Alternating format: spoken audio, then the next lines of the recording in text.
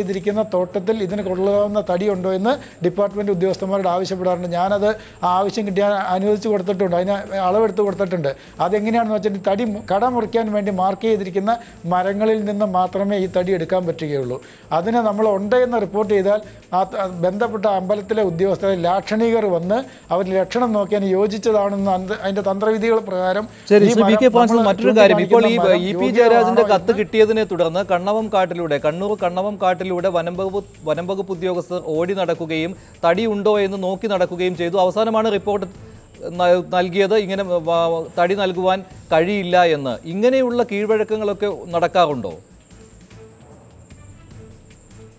ഇങ്ങനെ ആകപ്പാടെ കീഴ്വഴക്കം എന്ന് പറയുന്നത് നമ്മൾ തടി അമ്പല കമ്മിറ്റികൾക്ക് കൊടിമരം ഉണ്ടാക്കാനുള്ള മരം അന്വേഷിച്ച് പോകാറുണ്ട്. അല്ലാതെ ഈ റീകൺസ്ട്രക്ഷന് വേണ്ടിയിട്ടോ റിനോവേഷന് വേണ്ടിയിട്ടോ കൺസ്ട്രക്ഷന് വേണ്ടിയിട്ടോ തടി അന്വേഷിച്ച് പോകുന്ന കീഴ്വഴക്കം എൻ്റെ 28 കൊല്ലത്തെ വനവകുപ്പിലെ സേവനകാലത്ത് ഉണ്ടായതായിട്ട് എനിക്കറിവില്ല. എൻ്റെ സീനിയേഴ്സ് പറഞ്ഞു കേട്ടും എനിക്കറിവില്ല. ശരി, ശ്രീ അഡ്വക്കേറ്റ് ജയശങ്കർ, ഇപ്പോൾ കണ്ണവംകാട്ടിലൂടെ ഉദ്യോഗസ്ഥരെ പറഞ്ഞുവിട്ട വനമന്ത്രി കെ രാജു ഈ അമ്പല കമ്മിറ്റിക്ക് വേണ്ടി ലക്ഷണമൊത്ത തടി തിരക്കി ഉദ്യോഗസ്ഥരെ വിടുകയായിരുന്നു ചെയ്തത് എന്ന കാര്യം ഉറപ്പായിരിക്കുകയല്ലേ? ഇ.പി. ജയരാജന്റെ കത്ത് അങ്ങനെ തള്ളുവാൻ വനം മന്ത്രിക്ക് കഴിഞ്ഞില്ല എന്ന് തന്നെ? ഞാൻ പറഞ്ഞല്ലോ, ഈ വക കാര്യങ്ങൾ കിട്ടിക്കഴിഞ്ഞാൽ എപ്പോഴും കീഴുദ്യോഗസ്ഥന്മാർക്ക് അയക്കലാണ് മന്ത്രിമാരുടെ പരിപാടി. മേലുദ്യോഗസ്ഥന്മാരും ഒക്കെ സാധാരണ ചെയ്യുന്ന പരിപാടി അത് തന്നെയാണ്. ഇപ്പോൾ നമ്മൾ മുഖ്യമന്ത്രിക്ക് വളരെ ജെനുവിനായിട്ടുള്ളൊരു പരാതി എഴുതി അയക്കുക. ഞാൻ പറഞ്ഞ എക്സ് ആയിക്കോട്ടെ, വൈ ആയിക്കോട്ടെ, ഇസഡ് ആയിക്കോട്ടെ, ആര് മുഖ്യമന്ത്രിയാണെങ്കിലും ആ കടലാസ് കിട്ടി അവർ വായിക്കില്ല, അവരുടെ സെക്രട്ടറിമാർ പോലും വായിക്കില്ല. അത് അപ്പോൾ തന്നെ ബന്ധപ്പെട്ട അധികാരിക്ക് അയച്ചു കൊടുത്തു എന്നൊരു മറുപടി ആയിരിക്കും നമുക്ക് കിട്ടുക. അതിൽ കവിഞ്ഞ ഒന്നും സംഭവിക്കാറില്ല. ഇവിടെ സംഭവിച്ചിട്ടുള്ള ഇത് തന്നെയല്ല. ഇത്ര വലിയ ഹ്യൂജ് ക്വാണ്ടിറ്റി അത് ഒരു ക്ഷേത്രത്തിൻ്റെയും പുനരുദ്ധാരണത്തിന് ആവശ്യമില്ല. അല്ലെങ്കിൽ പിന്നെ വല്ല പെരുമരൻ ക്ഷേത്രമോ അല്ലെങ്കിൽ വടക്കുന്നാഥ ക്ഷേത്രമോ അതുപോലെയുള്ള അതിഭയാനകമായ അതിവിശാലമായ വല്ല ക്ഷേത്രവുമായിരിക്കണം. അങ്ങനെയൊന്നുമല്ല, ഇത് ഏതോ ചെറിയ ക്ഷേത്രമാണ്. ഇത്രയധികം തേക്ക് അവിടെ കൊണ്ടുപോയി കഴിഞ്ഞാൽ ഒരു പണിയും ചെയ്യാനില്ല അവിടെ. ഇത് ഈ ബന്ധപ്പെട്ട ഭാരവാഹികൾക്ക് ഇതിനെക്കുറിച്ച് യാതൊരു ഗ്രാഹ്യവുമില്ല. അവരെഴുതി കൊടുത്തപ്പോൾ ഒരു വലിയ ക്വാണ്ടിറ്റി അങ്ങോട്ട് എഴുതി കൊടുത്തു. അത് സ്ക്വയർ ഫീറ്റ് ആണോ സ്ക്വയർ മീറ്റർ ആണോ ഒന്നും അവർക്ക് അറിയില്ല. ബഹുമാനപ്പെട്ട മന്ത്രി ജയരാജനും അറിയില്ല. അദ്ദേഹം ഉടനെ തന്നെ അത് എൻഡോഴ്സ് ചെയ്തു, അത് വനം മന്ത്രിക്ക് കൊടുത്തു. വനം മന്ത്രിക്കും ഇത്രേ ധാരണയുള്ളൂ. അദ്ദേഹം അത് നേരെ കീഴുദ്യോഗസ്ഥന്മാർക്ക് കൊടുത്തു. കീഴുദ്യോഗസ്ഥന്മാരെ ഏതായാലും മന്ത്രിയുടെ കത്തല്ലേ, കാട്ടിൽ പോയി പരിശോധിച്ചു. അപ്പോൾ തീർച്ചയായിട്ടും കാട്ടിൽ പോയപ്പോഴും അത് വിവരമുള്ള ആരെങ്കിലും ഒരാൾ നോക്കിയെങ്കിൽ മനസ്സിലായെന്നെ. മന്ത്രിമാർക്ക് ഇത്രയ്ക്കല്ലേ ധാരണയുള്ളൂ. ഇപ്പോൾ മന്ത്രി മുഹമ്മദ് അലിയെക്കുറിച്ച് പറഞ്ഞ പോലെ ഏത് മുഹമ്മദ് എന്ത് മുഹമ്മദ്, ആ ഒരു കാഷ്വൽ അപ്രോച്ചിൽ തന്നെയാണ് അദ്ദേഹം മരത്തിനെ ശുപാർശ ചെയ്തത്. അത്രേ ഉള്ളൂ. ശരി, ഞാൻ ഇടപെടുകയാണ്. ഇപ്പോൾ ഇരിണാവ് ക്ഷേത്രം ഭാരവാഹി കൂടിയായ ബാലഗോപാൽ ടെലിഫോൺ ലൈൻ. ശ്രീ ബാലഗോപാൽ, ഏത് സാഹചര്യത്തിലാണ് ക്ഷേത്രത്തിനു വേണ്ടി തേക്ക് മരം ആവശ്യമാണ് എന്ന് കാണിച്ചുകൊണ്ട് അന്ന് മന്ത്രിയായിരുന്ന ഇ.പി. ജയരാജനെ സമീപിക്കേണ്ടി വന്നത്? ഞങ്ങള് തേക്ക് മരം എന്ന് പറഞ്ഞിട്ടില്ല. ഞങ്ങൾ ഇവിടെ ഈ ക്ഷേത്രം ശരിക്കും മലബാർ ദേവസ്വം ബോർഡിന്റെ കീഴിലൊരു ക്ഷേത്രമാണ്. നേരത്തെ HRMCന്റെ കീഴിലായിരുന്നു. അപ്പോൾ എക്സിക്യൂട്ടീവ് ഓഫീസറാണ് ഇതിന്റെ അധികാരി ഭരിക്കുന്നത്. അപ്പോൾ ഇതിനെ ഇപ്പോൾ പുനരുദ്ധാരണ പ്രവർത്തികൾ നടക്കുന്നുണ്ട്. അതിന്റെ ഭാഗമായിട്ട് കുറെ മരം ആവശ്യമുണ്ട്. പിന്നെ മറ്റ് പുനരുദ്ധാരണ പ്രവർത്തിക്ക് ആവശ്യം മറ്റ് സാമഗ്രികൾ ആവശ്യമുണ്ട്. അപ്പൊ അതിന് ഈ നാട്ടിലെ ഈ കമ്മിറ്റിന്റെ ആൾക്കാരെയും നാട്ടിൽ നേരത്തെ ഉണ്ടായിരുന്ന ആള് എന്നുള്ള നിലക്ക് ഞങ്ങൾ അദ്ദേഹത്തെ സമീപിക്കുകയുണ്ടായത്. ശ്രീ ബാലഗോപാൽ, തേക്കിൻ മരം ആവശ്യപ്പെട്ടിട്ടില്ല, മരം വേണം എന്ന കാര്യം മാത്രമേ ആവശ്യപ്പെട്ടിട്ടുള്ളൂ. 2 കത്തുകൾ നൽകിയിട്ടുണ്ടോ ക്ഷേത്രം സമിതി അന്ന് മന്ത്രിയായിരുന്ന ഇ.പി. ജയരാജന്? 2 കത്ത് അല്ല, 2 കത്ത് കൊടുത്തിട്ടുണ്ടാവും. 2 തവണയായിട്ട് കൊടുത്തിട്ടുണ്ടാവും. ആദ്യം അതിന്റെ പിന്നെ മൊത്തത്തിലുള്ള ആവശ്യങ്ങൾ പറഞ്ഞ് കൊടുത്തിട്ടുണ്ടാവും. പിന്നെ മരത്തിന്റെ ആവശ്യത്തിനായിട്ട് 2ാമത് കൊടുത്തിട്ടുണ്ടാവും. അല്ല, അതിലെല്ലാം തേക്ക് മരം വേണം എന്ന കാര്യം പറഞ്ഞിട്ടില്ല എന്നാണോ, അതോ വെറും മരം മതി എന്ന കാര്യമാണോ? ആവശ്യമായ മരം. പക്ഷേ ഇന്ന് ഇ.പി. ജയരാജൻ, ഇപ്പോൾ ഈ വാർത്ത പുറത്തു വന്നതിന് ശേഷം ഇ.പി. ജയരാജൻ ഒരു വാർത്താ സമ്മേളനം നടത്തുകയുണ്ടായി, തനിക്കെതിരെ ഗൂഢാലോചന നടക്കുന്നു എന്ന് ആരോപിച്ചുകൊണ്ട്. ഇതിൽ അദ്ദേഹം ഈ ക്ഷേത്ര സമിതി കൊടുത്ത 2 കത്തുകളും പുറത്തുവിടുകയുണ്ടായി, മാധ്യമങ്ങൾക്ക് നൽകി 2 കത്തുകളും. ഈ കത്തുകളാണ് താൻ വനമന്ത്രിക്ക് നൽകിയത് എന്നാണ് ഇ.പി. ജയരാജൻ പറഞ്ഞത്. ഈ 2 കത്തിൽ ആദ്യത്തെ കത്തിൽ താങ്കൾ പറഞ്ഞതുപോലെ തന്നെ ഈ മരത്തിൻ്റെ അളവാണ്, അത് ക്യൂബിക് മീറ്ററിലുള്ള അളവ് പറഞ്ഞുകൊണ്ട് മരം എന്ന് മാത്രമാണ്. പക്ഷേ 2ാമത്തെ കത്തിൽ പറഞ്ഞിരിക്കുന്നത് തേക്ക് മരം എന്ന് തന്നെയാണ്. അതും സൗജന്യമായി നൽകണം എന്ന അപേക്ഷയാണ് കൊടുത്തിരുന്നത്. ഞങ്ങൾ ഉദ്ദേശിച്ചത് ഇപ്പൊ ഗവൺമെന്റ് നിലവാരമുള്ള ക്ഷേത്രങ്ങൾക്ക്, ദേവസ്വം ബോർഡിന്റെ കീഴിലുള്ള ക്ഷേത്രങ്ങൾക്ക് ഈ കൺസെഷൻ റേറ്റിൽ മരം കിട്ടലുണ്ട് എന്നുള്ള ഒരു ധാരണ എന്റെ അറിവിന്റെ അടിസ്ഥാനത്തിൽ അദ്ദേഹത്തിന്റെ സഹായത്തോടുകൂടെ മുമ്പ് ഈ മന്ത്രിസഭ വരുന്നതിന് മുമ്പ് നമ്മൾ അദ്ദേഹത്തിന് ഒരു MLA എന്നുള്ള നിലക്കും മറ്റും ക്ഷേത്രത്തിന്റെ പല ആവശ്യങ്ങളുമായിട്ട് ബന്ധപ്പെടാറുണ്ടായിരുന്നു. അത് തീർത്തും സൗജന്യം എന്നുള്ള നിലയിലല്ല, ഗവൺമെന്റിന്റെ കൺസെഷൻ റേറ്റിൽ ലഭിക്കണം എന്നുള്ളൊരു ഉദ്ദേശത്തിലാണ് സമീപിച്ചത്. സൗജന്യം എന്ന ആവശ്യം ഉന്നയിച്ചിട്ടില്ലായിരുന്നു. പരമാവധി കൺസെഷൻ റേറ്റ് വാങ്ങി തരണം എന്ന അപേക്ഷയായിരുന്നു കൊടുത്തിരുന്നത്. പക്ഷേ ഇന്ന് വനമന്ത്രി കെ രാജു പറഞ്ഞത് തന്നോട് EP ജയരാജൻ ആവശ്യപ്പെട്ടത് സൗജന്യമായി നൽകണം എന്ന കാര്യമാണ്. ഈ ക്ഷേത്രവുമായി EP ജയരാജന് യാതൊരു ബന്ധവും ഇല്ല എന്നാണോ? ഈ മലബാർ ദേവസ്വം ബോർഡ് അടുത്ത കാലത്താണല്ലോ നിലവിൽ വന്നത്. അതിനു മുൻപ് ക്ഷേത്രത്തിന്റെ ഭരണം ആരുടെ കയ്യിലായിരുന്നു? ഇപ്പോൾ മലബാർ ദേവസ്വം ബോർഡ് ആണെങ്കിലും ക്ഷേത്ര സമിതിയല്ലേ ദൈനംദിന കാര്യങ്ങൾ നടത്തിക്കൊണ്ടു പോകുന്നത്? HRNC ആയിരുന്നു നേരത്തെ. 72 തൊട്ട് HRNCന്റെ കീഴിലും അതിനുശേഷം മലബാർ ദേവസ്വം ബോർഡിന്റെ കീഴിലും ആണ് ക്ഷേത്രം നടത്തി വരുന്നത്. ജീവനക്കാർ ശമ്പളം കൊടുക്കുന്നതൊക്കെ. പക്ഷേ പുറത്തുള്ള ഈ നവീകരണ പ്രവൃത്തികൾ, പുനരുദ്ധാരണ പ്രവൃത്തികൾ, അതിനൊക്കെ വലിയ സാമ്പത്തിക ചെലവ് വരുന്നത് ജനങ്ങളുടെ കമ്മിറ്റി ഫോം ചെയ്തിട്ട് ജനങ്ങളുടെ അടുത്ത് പിരിവെടുത്തിട്ടാണ് നടത്തി വരാറുള്ളത്. ഇപ്പോൾ EP ജയരാജൻ പറഞ്ഞത് അമ്പലക്കുളത്തിൽ കുളിക്കാൻ വന്ന ഒരു പരിചയം മാത്രമേ തനിക്ക് ക്ഷേത്രത്തോട് ഉള്ളൂ എന്നാണ്. EP ജയരാജന്റെ ബന്ധുക്കൾ ഈ ക്ഷേത്ര സമിതിയാണല്ലോ അവിടെ ദൈനംദിന കാര്യങ്ങൾ ചെയ്യുന്നത്. ഈ ക്ഷേത്ര സമിതിയിൽ അംഗങ്ങളായി EP ജയരാജന്റെ ബന്ധുക്കൾ ആരെങ്കിലും ഉണ്ടോ? ഇല്ല ഇല്ല ഇല്ല ഇല്ല. ശ്രീ സതീശൻ പാച്ചേനി, ഇതാണ് ക്ഷേത്ര ഭാരവാഹിയുടെ അഭിപ്രായം. അവർ തന്നെയാണ് കത്ത് നൽകിയത്. അതിൽ മരം വേണമെന്ന കാര്യം പറഞ്ഞിട്ടുണ്ട്. ഒരു കത്തിൽ മരം വേണമെന്നും രണ്ടാമത്തെ കത്തിൽ തേക്കിൻ മരം വേണം എന്ന കാര്യവും പറഞ്ഞിട്ടുണ്ട്. ക്ഷേത്രവുമായി EP ജയരാജന് ബന്ധമുണ്ട്, അല്ലെങ്കിൽ ക്ഷേത്രത്തിലെ ഏതെങ്കിലും ഭാരവാഹികളുമായിട്ട് EP ജയരാജന് ബന്ധമുണ്ട്, EP ജയരാജന്റെ അടുത്ത ബന്ധുക്കൾ ഈ ക്ഷേത്രം ഭാരവാഹിത്വത്തിൽ ഉണ്ട് എന്ന് താങ്കളുടെ അന്വേഷണത്തിൽ കണ്ടെത്തുവാൻ കഴിഞ്ഞിട്ടുണ്ടോ? അവിടെ EP ജയരാജന് നേരിട്ട് ബന്ധമുള്ള ആളുകൾ ഈ സമിതിയിലുണ്ടോ? അങ്ങനെയുണ്ടെങ്കിൽ മാത്രമല്ലേ അദ്ദേഹം നേരിട്ട് ഇടപെട്ടു ഈ ക്ഷേത്രത്തിന് വേണ്ടി എന്ന് പറയാൻ കഴിയുകയുള്ളൂ. ഇതിൽ ക്ഷേത്ര കമ്മിറ്റി ഭാരവാഹികളെ അവിശ്വസിക്കുന്നില്ല. ശ്രീ ബാലഗോപാലൊക്കെ എനിക്കറിയുന്ന വളരെ കാലമായി പരിചയമുള്ളൊരു പൊതുപ്രവർത്തകനാണ്.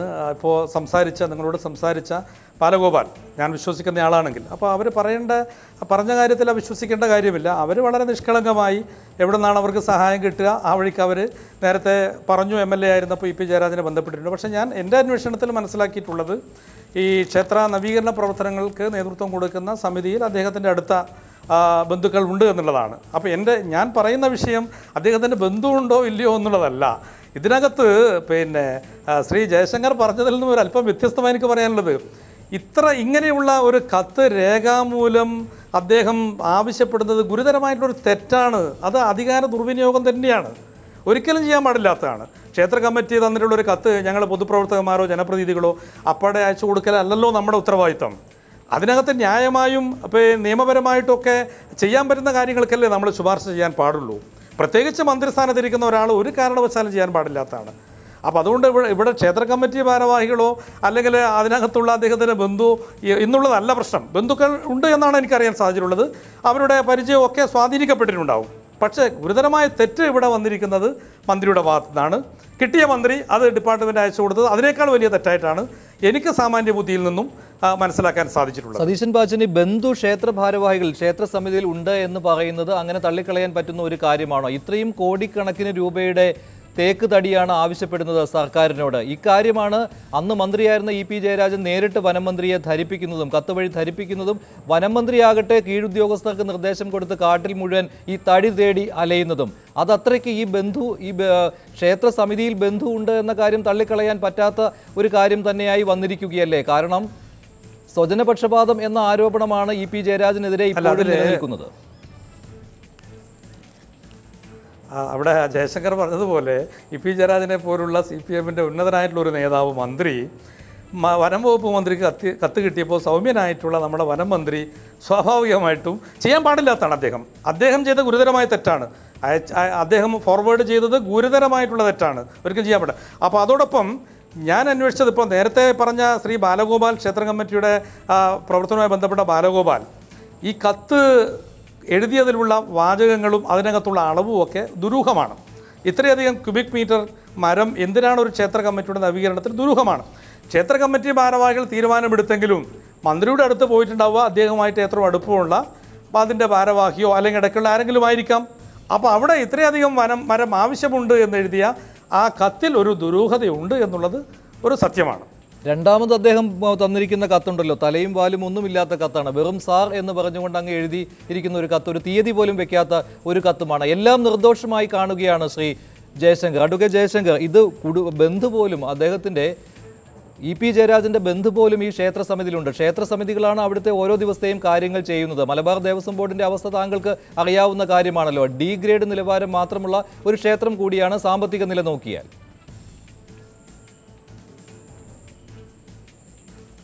അല്ല, ഇത് പല ക്ഷേത്രങ്ങളിലൊക്കെ ഇതുപോലെ നടക്കുന്നത് ഞാൻ കണ്ടിട്ടുണ്ട്. ഇവിടെ കോൺഗ്രസ്സുകാരായ MLA മാർ, അതും അഹിന്ദുക്കളായിട്ടുള്ള MLA മാർ, MLA മാത്രമല്ല, സ്ഥലം പഞ്ചായത്ത് പ്രസിഡന്റ്, അതുപോലെ ജില്ലാ പഞ്ചായത്ത് മെമ്പർ, എല്ലാവരും അഹിന്ദുക്കളാണ്. ഇവരെല്ലാം ഇവിടെ അടുത്ത ഒരു ക്ഷേത്രത്തിൻ്റെ വിശദവിവരങ്ങൾ പറയാൻ നിവൃത്തിയില്ല. അത് സർക്കാർ വസ്തുവിൽ പ്രവർത്തിക്കുന്ന ഒരു ക്ഷേത്രമാണ്. സർക്കാരിൽ നിന്ന് വലിയ ഒരു എക്സ്റ്റൻറ്റ് ഭൂമി ഈ ക്ഷേത്രത്തിന് പതിച്ചു കിട്ടണം. ഇപ്പോഴത്തെ കാലത്താണ് നിർവഹിക്കണം. ലക്ഷക്കണക്കിനല്ല, കോടിക്കണക്കിന് രൂപ വിലമതിക്കുന്ന സ്വത്താണ്. പക്ഷേ ഇവർക്കൊക്കെ ഇലക്ഷൻ കാലമല്ലേ, എല്ലാവരും കൃത്യമായിട്ടും സത്യസന്ധമായിട്ടും ഇതുപോലുള്ള ശുപാർശ കത്തുകൾ എഴുതി കൊടുത്തിട്ടുണ്ട്. അന്നത്തെ റവന്യൂ മന്ത്രിയുടെ പേര് ഞാൻ പറയുന്നില്ല, അദ്ദേഹം ഇത് അനുവദിച്ചു കൊടുക്കുകയും ചെയ്തു. ആ വസ്തു ഇപ്പോൾ ക്ഷേത്രം വളരെ നല്ല രീതിയിൽ ഉപയോഗിച്ചുകൊണ്ടിരിക്കുകയാണ്. അത് മാർക്കറ്റ് വില വെച്ച് നോക്കിയാൽ കോടിക്കണക്കിന് രൂപ വരും. ഇപ്പോൾ ജയരാജൻ ചെയ്ത പോലെ അത് നടപ്പായില്ല, വെറുതെ ഒരു ശുപാർശയായുള്ളൂ. ഇത് വസ്തു ഇവരുടെ കയ്യിലിരിക്കുകയാണ്, മനസ്സിലായില്ലേ? അതുമായി പിന്നീട് വേറൊരു വ്യവഹാരത്തിന് വേണ്ടി ഇവരെന്നെ സമീപിച്ചപ്പോഴാണ് ഞാൻ ഈ ഫയൽ കണ്ടത്. ഞാൻ അന്തം വിട്ടുപോയി. നമ്മുടെ നാട്ടിൽ മതസൗഹാർദ്ദം ഇത്രയധികം വികസിച്ചു, പൂത്തുലഞ്ഞു എന്നറിയപ്പോൾ എനിക്ക് വലിയ സന്തോഷം തോന്നി.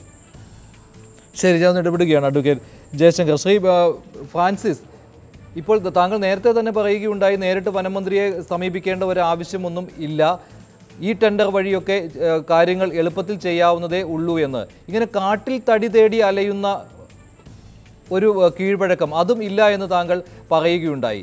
പിന്നെ എങ്ങനെയാണ് ഈ ആരാധനാലയങ്ങൾക്കും മറ്റ് ആളുകൾക്കുമൊക്കെ ഇങ്ങനെ തടി ഈ സൗജന്യ നിരക്കിൽ കിട്ടുന്നതിനുള്ള ഒരു സമ്പ്രദായം ഉള്ളത്? ഈ കൺസെഷൻ നിരക്കിൽ കിട്ടുക എന്ന സമ്പ്രദായം ഉള്ളതാണോ, അതോ എത്രയാണോ റേറ്റ് ആ റേറ്റിൽ മാത്രമേ നൽകാൻ പറ്റുകയുള്ളൂ എന്നാണോ?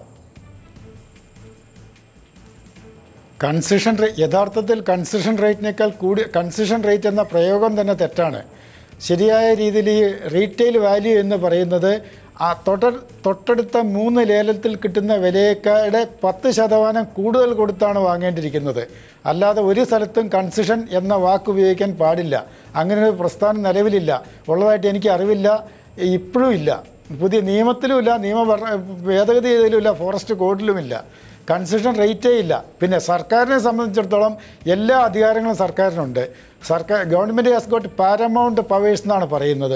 അപ്പോൾ അതിൻ്റെ വിഭവങ്ങളെ ഏത് തരത്തിൽ വിനിയോഗിക്കണമെന്ന് സർക്കാരിന് അതിൻ്റേതായ നിയമം അനുസരിച്ച് rule of business government of Kerala അതിനകത്ത് പറയുന്ന ആ ചട്ടപ്രകാരം, ആ വ്യവസ്ഥിതി പ്രകാരം അതിൻ്റെ വിഭവങ്ങളെ വിനിയോഗിക്കാനുള്ള അധികാരം സർക്കാരിനുണ്ട്. അതിനെ ചോദ്യം ചെയ്യാൻ ആർക്കും അധികാരമില്ല. അതുകൊണ്ടാണ് വനമന്ത്രി പറഞ്ഞതും വനമന്ത്രി അന്വേഷണം നടത്തിയതും. ശ്രീ ഫ്രാൻസിസ്, ഇപ്പോൾ ഇക്കാര്യം വ്യക്തമാണ്. അതുകൊണ്ട് തന്നെയാണ് വനമന്ത്രി അന്വേഷിച്ചതും. പരമാവധി സൗജന്യം ചെയ്തു കൊടുക്കുക എന്ന കാര്യമാണ് EP ജയരാജൻ ആവശ്യപ്പെട്ടത് എന്ന് വനമന്ത്രി വ്യക്തമാക്കുകയുണ്ടായി. ആ പരമാവധി സൗജന്യം ചെയ്തു കൊടുക്കുന്നതിന് വേണ്ടിയാണ് വനമന്ത്രി പരിശ്രമിച്ചത് എന്നല്ലേ? അല്ല, അതിൻ്റെ നിജസ്ഥിതി ഞാൻ പറഞ്ഞല്ലോ.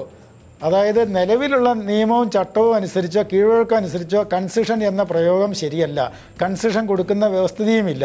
ആകപ്പാടെ ചെയ്യാവുന്ന സർക്കാരിന് പ്രത്യേക ഉത്തരവിറക്കി വേണമെങ്കിൽ കൊടുക്കുക. അത് സർക്കാരിൻ്റെ പ്രത്യേക അധികാരമാണ്.